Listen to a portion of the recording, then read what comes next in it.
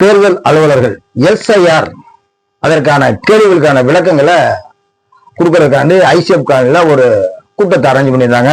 அதுல வந்து 51 சட்டமன்ற உறுப்பினர் அன்பண்ணன் திரு ஜோசப் சாமுவேல் அவர்கள், 7ஆம் மண்டல குழு தலைவர் பி கே மூர்த்தி மற்றும் தெற்கு பொதுச் செயலாளர் டிஎஸ்பி ராஜகோபால் எம்சி மற்றும் கிழக்கு பொதுச் செயலாளர் எம்டிஆர் நாகராஜ், இந்த தொகுதிக்கு உட்பட்ட அத்தனை மாமன்ற உறுப்பினர்கள் வட்டக்கழக செயலாளர்கள் கலந்துக்கிட்டாங்க.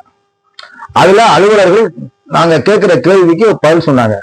அந்த எஸ்ஐஆர் வர காரணமே தேர்தல் அலுவலர்கள் செஞ்ச தவறு. நான் கிட்டத்தட்ட ஒரு 3 தேர்தலுக்கு நான் வந்து 305 பாகத்துடைய BLA 2 திமுக சார்பாக என்னை நியமித்திருக்கிறார்கள். நான் வந்து இந்த கடந்த 3 தேர்தலுக்கு கிட்டத்தட்ட ஒரு 50 வாக்குகள், இறந்தவர்களுடைய வாக்குகளை நீக்க வேண்டும் என்று விண்ணப்பம் கொடுத்தேன். யாரையுமே அந்த பட்டியலிருந்து அவங்க நீக்கல. சரி, முகவரி மாற்றம். இப்ப வந்து இது அரசு ஊழியர் குடியிருப்பு. 3 ஆண்டுகளுக்கு 4 ஆண்டுகளுக்கு ஒரு முறை இந்த தமிழகம் முழுவதும் அரசு ஊழியர்கள் பணி மாற்றி மாற்றி வேலை செய்வாங்க. இது அவங்களுக்கு தெரியும். ஆனா அவங்களே ஒரு அரசு ஊழியர் தான். அப்ப முகவரி மாற்றத்துக்கு விண்ணப்பங்கள் கொடுக்குறோம். எந்த ஒரு முகவரி மாறி இந்த 305 பாகத்துல வரவே இல்லை. இதெல்லாம் பண்ண வேண்டியது யாரு? தேர்தல் அதிகாரிகள், அலுவலர்கள். அதை செய்யல.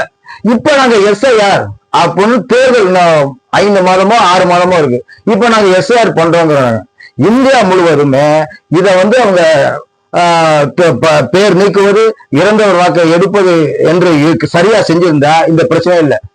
சரி ரைட்டு, சரி ரைட்டா பண்ணாங்க. ஆதார் கார்டை வந்து ஆவணமா ஏத்துக்கலாமா அப்படின்னா, ஆதார் கார்டு வந்து ஆவணமா வாங்கப்படும், இருந்தாலும் அதற்கு இன்னொரு ஆவணங்கள் தேவைப்படும், அதை கொடுங்கிறாங்க.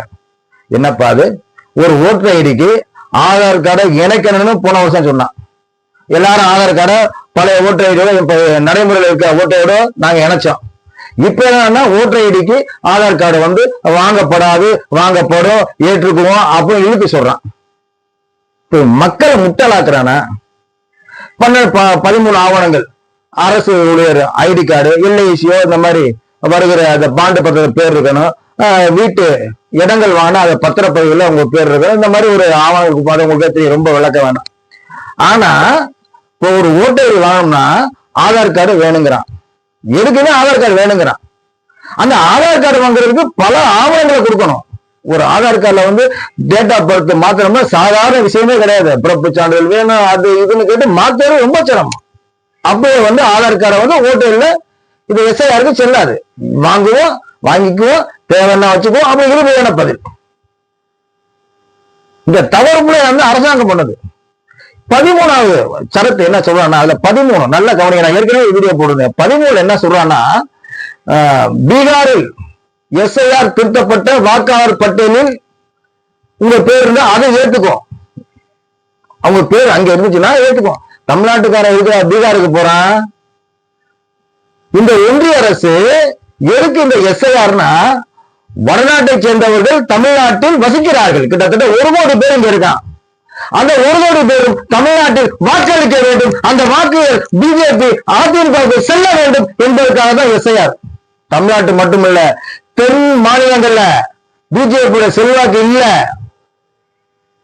பிஜேபியோட இல்லாத மாநிலங்களுக்கு வடநாட்டுக்காரன அவனே கார்டு கொடுத்து அனுப்புறான், வேலைக்கு அனுப்புறான். அவன் வந்து அந்தந்த மாநிலங்கள்ல பிஜேபிக்கு ஓட்டு வாக்களிக்க வேண்டும் என்பது அந்த எஸ்ஐஆர். பீகாரோட தேர்தல் அறிக்கையில 1 கோடி பேருக்கு வேலை கொடுக்கறேன்னு இருக்கான். எப்படி வேலை கொடுப்பான்? 6 லட்சம் பேர் பீகார்காரன் தமிழ்நாட்டுல இருக்கான். தமிழ்நாட்டுல 6 லட்சம் பேர் பீகார்காரன் இங்க இருக்கான். அங்க வேலை உள்ளவங்க இங்க வந்தான். இப்ப நான் 1 கோடி பேருக்கு நான் வேலை கொடுக்கிறேன். 1 கோடி பேருக்கு வேலை என்ன? எல்லாத்தையும் தமிழ்நாட்டுக்கு அனுப்பி நீ போய் வேலை பாரு அப்படின்னு ஏதாவது ஐடி கார்டை கொடுத்து அனுப்புவான். அதுதான் 1 கோடி பேருக்கு வேலை. இத்தனை ஆண்டு காலம் நிதிஷ்குமாரும் பாஜகவும் இணைந்துதானே பிஜேபி ஆண்டுச்சு. ஏன் அந்த 1 கோடி பேருக்கு வேலை கொடுக்கல? திமுக அரசு, அதாவது தமிழக அரசு கொண்டு செய்கின்ற திட்டங்களை காப்பி அடிச்சு அங்க கொடுக்கலாம் நலத்திட்டம். இதே பிஜேபி தான் சொன்னா இலவசங்கள் கொடுக்க கூடாதுன்னு. இதே பிஜேபி தான் பீகார்ல இலவசங்களை கொடுக்குறான், ஒடிசாவில இலவசம் கொடுக்குறான். யார் இதை பண்றது? யாரை ஏமாத்த? இந்த எஸ்ஐஆர் என்பதை தென் மாநிலங்கள், அதாவது வட மாநிலங்களில் பாஜகவோட ஆதிக்கம் அதிகம். எனக்கு விட்டா போய் அதிகம், எவனும் படிக்கல. தென் மாநிலங்கள இப்ப தமிழ்நாடு இருக்கட்டும், கேரளாவா இருக்கட்டும், ஆந்திராவா இருக்கட்டும், இந்த மாநிலங்கள்ல இருக்கின்ற வடநாட்டவன் பாஜகவிற்கும் அதன் கூட்டணி கட்சிக்கும் வாக்களிக்க வேண்டும் என்பதற்காக இந்த எஸ்ஐஆர் நடைமுறையை பின்பற்றுகிறான். நம்மளோட பதிவு பணத்துல வடநாட்டவன் இங்கு அனைத்து பொருளாதார ரேஷன் நம்ம கூட பொருள் கிடைக்கும் போது அவனுக்கு ரேஷன் கிடையாது கிடைக்குது. இது முற்றிலும் வாக்கு திருடுதான். அந்தந்த மாநிலத்துல அந்தந்த மாநிலத்தில் ஓட்டு போடு. இது அதனால்தான் திமுக எஸ்ஐஆர் எதுக்குது. இன்னும் சொல்ல போனா 6 மாதத்தில் இலக்கு தேர்தலை வைத்துக் கொண்டு இப்பொழுது நீ எஸ்ஐஆர் பண்ண எந்த ஒரு யார் பட்டியல இருக்கா யார் பட்டியல இல்ல முதலமைச்சர் கூட அந்த பட்டியல் செல்லாது. இது முற்றிலும் கண்மூடித்தனமாக